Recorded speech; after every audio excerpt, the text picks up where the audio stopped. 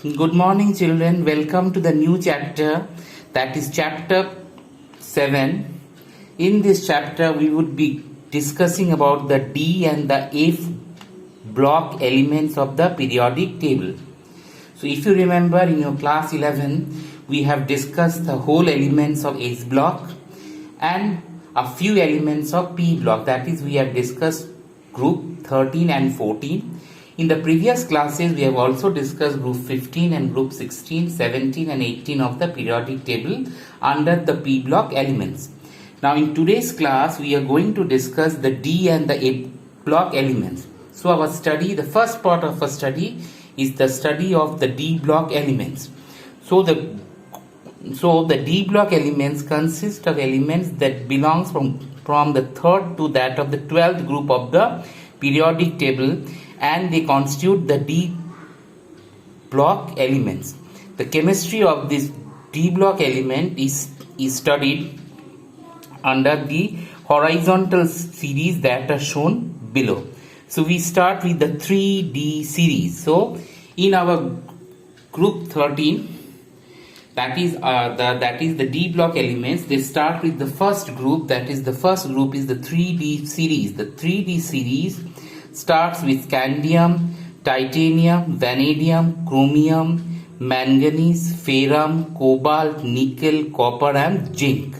So the last element is zinc. Okay. After that we have the 4D series. The 4D series consists of ytterbium, zirconium, niobium, molybdenum, Tc, Ru, Rh, Pd and silver, and ends with cadmium. Now we have the 5D series. The 5D series starts with lanthanum, then hafnium, and ultimately it ends to mercury. And the 6D series, that starts with actinium, then it has rhafnium. After that it ends to the last element UUB. So these are the elements that comes under the D block of the periodic table. So D block consists of how many groups? It has actually 10 of these groups. And how many periods are there? There are 4 periods. So in total there are 40 elements. In addition to these 40 elements, we have the 28 lanthanides and the actinides. So these are the elements that we need to study in the D block of the periodic table.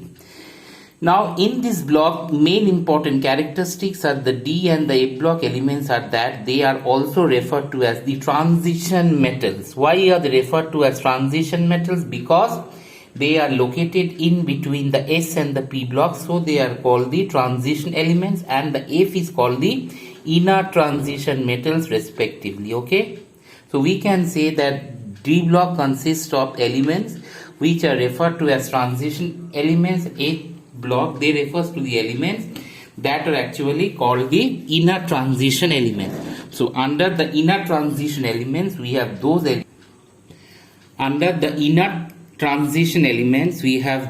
elements which are actually present in the F block of the periodic table.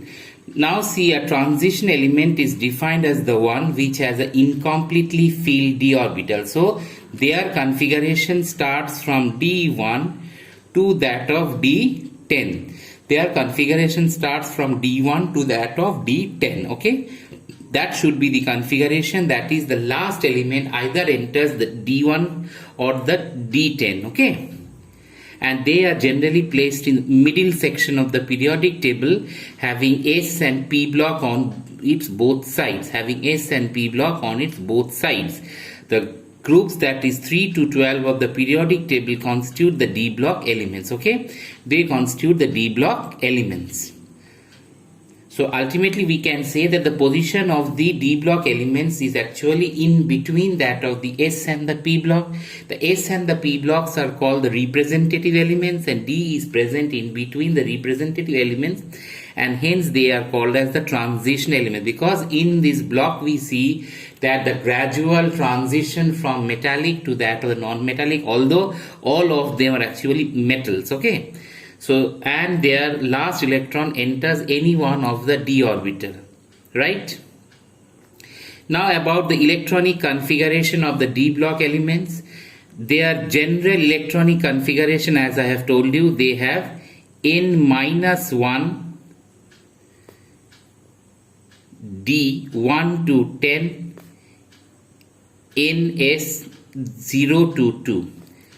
Here see the configuration is NS. It can be from 1 to 2 because S block we know maximum capacity is 2, and in case of D block the maximum capacity is 10.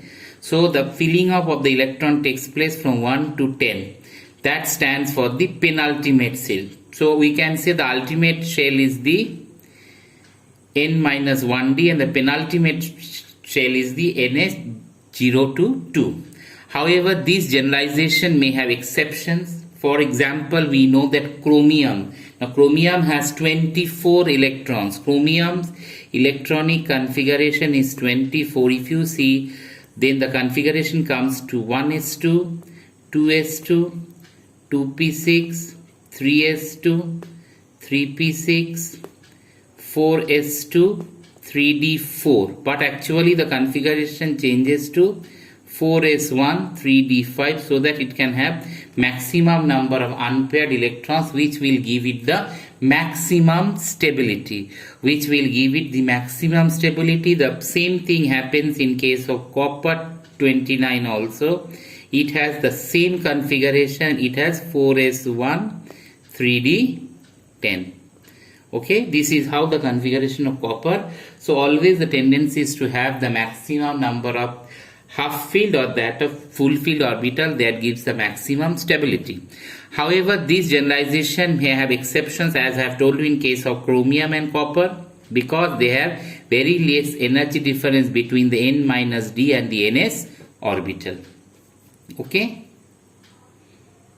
So ultimately we just know that the electronic configuration is n-1 d 1 to 10 and ns 0 to 2. So that is the general configuration of these elements.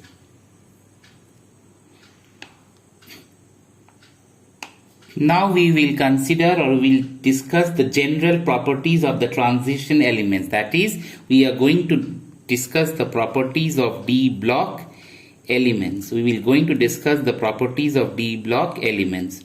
In case of D block elements, what we encounter that the first important property is that D block elements, they are all the transition elements having the following typical metallic properties. The first one is that they have high tensile strength. High tensile strength. What is the meaning of tensile strength? The meaning of tensile strength is that these elements are highly strong. In this group, we know that iron is one of the members which is high tensile strength.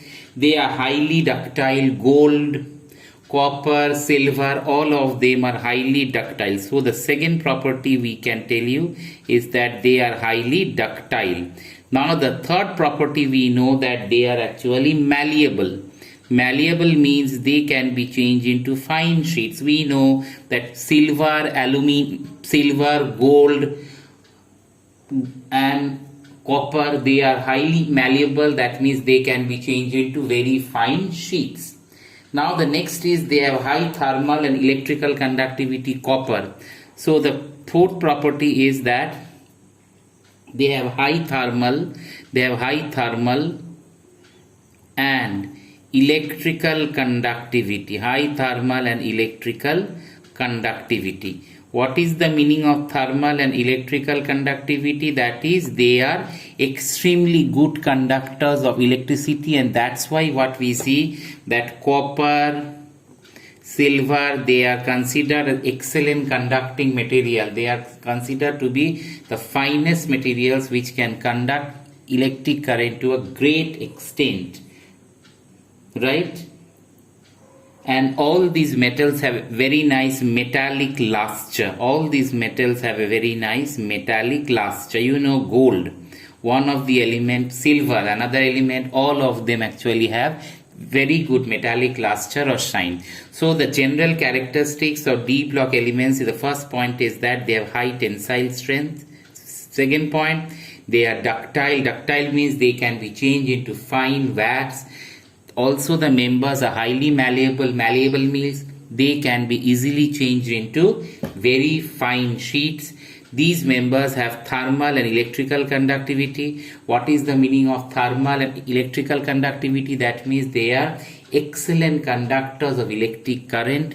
They're excellent conductor of heat, and that's why we see cooking utensils are made up of copper and other metals, which all come under the D block of the periodic table. And last is that they have a high metallic luster. What is the metallic luster? That is, they are shiny. You know that gold has its own characteristic shine, silver has its characteristic color, so also copper also shows a specific color. Now the next thing we have is that these transition metals, except, see here we have three metals, that is zinc, cadmium and mercury. These three metals, with the exception these three, are very hard and have low volatility. That is, they are very less volatile and they are very hard. Exception is zinc, cadmium and mercury, because they have complete d orbital, okay. Now they actually have a very high melting point and boiling point. That is, they have high melting point as well as boiling point. Melting point and boiling point means that these metals, they generally boil and melt at very high temperature, okay. Now the next point they have is that they have very high enthalpies of atomization. They have very high enthalpies of atomization. Enthalpies of atomization. The meaning of that they can be easily, they actually generally exist in the elemental form as an atom, right? That is, the transition metal possesses very strong metallic bonds due to the greater effective nuclear charge and the greater number of electrons involved in the bonding. As the greater number of electrons are involved in the bonding, and as the greater number of electrons are involved and they have very high effective nuclear charge, so they are actually acts as a very high enthalpies of atomization. So these are some of the important general characteristics of the D block elements. I would like to revise before we end this part of the chapter. That is, D block elements are those elements which start from group 3 to group 12 of the periodic table. They come under the 3D, 4D, 5D and 6D series. The 3D series starts with scandium and ends to zinc. The 4D series starts from ytterbium, ends to cadmium. The 5D series starts from lanthanum and ends to mercury. And the 6D series, they start from actinium and they end to UUB. Okay, now what we actually just know, that the position, they are actually sandwiched between the S and the P block. That is, S and P block are called the representative elements, and these elements are between both the representative elements. They actually occupy intermediate position in the periodic table, and they actually consist from maximum metals comes under this group of the periodic table, and their configuration ranges from Na0 to 1 to that of Nd 1 to 10. This is the general configuration. After that, we had discussed the general characteristics of D block elements. Under their physical properties, they have high tensile strength, they are highly ductile, malleable, and they also have thermal and electrical conductivity. And we know that in this group we have elements like copper, silver, gold, which are highly ductile, which are highly malleable, and which are highly having a metallic luster. So all these properties make these elements a bit exception from the other elements of the periodic table. They have also high tensile strength, they have also high melting and boiling point, and they have also high enthalpies of atomization. Okay children, that was all for the day. Thank you.